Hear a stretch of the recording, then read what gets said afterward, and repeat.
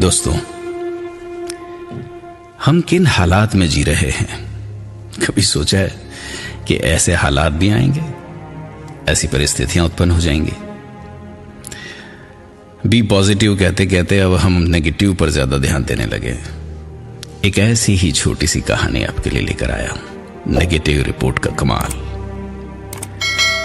10 दिन की जद्दोजहद के बाद एक आदमी अपनी कोरोना नेगेटिव की रिपोर्ट हाथ में लेकर अस्पताल के रिसेप्शन पर खड़ा था। आसपास कुछ लोग तालियां बजा रहे थे, उसका अभिनंदन कर रहे थे। जंग जो जीत कर आया था वो, लेकिन उस शख्स के चेहरे पर बेचैनी की गहरी छाया थी।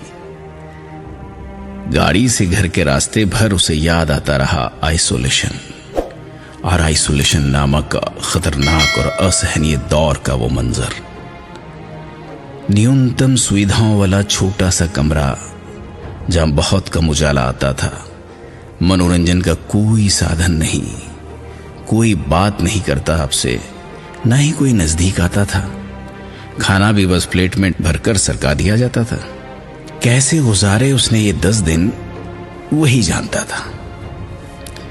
अब जैसे ही वो घर पहुंचा तो स्वागत में खड़े उत्साही पत्नी और बच्चे भी थे, लेकिन उन सब को छोड़कर वो शख्स सीधे घर के एक उपेक्षित कोने के कमरे में गया, जहां मां पिछले 5 सालों से पड़ी थी। मां के पांवों में गिरकर वो खूब रोया और उन्हें लेकर बाहर आया। पिता की मृत्यु के बाद पिछले 5 वर्षों से एकांतवास, आइसोलेशन भोग रही मां से आज उसने कहा, मां, आज से आप हम सब एक साथ एक जगह पर ही रहेंगे। मां को भी बड़ा आश्चर्य लगा कि आखिर बेटे ने उसकी पत्नी के सामने ऐसा कहने की हिम्मत कैसे कर ली। इतना बड़ा हृदय परिवर्तन एकाएक कैसे हो गया। बेटे ने फिर अपने एकांतवास की सारी कहानी मां को बताई, सारे हालात से अवगत कराया और बोला, अब मुझे एहसास हुआ कि एकांतवास कितना दुखदाई होता है। बेटी की नेगेटिव रिपोर्ट उसकी जिंदगी की पॉजिटिव रिपोर्ट बनकर आ गई। दोस्तों, इसी का नाम जिंदगी है।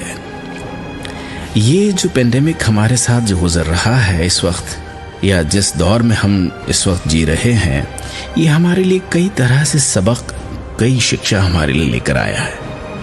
बस उस पर नजर डालने की देर है और उससे बहुत कुछ सीखने की जरूरत है।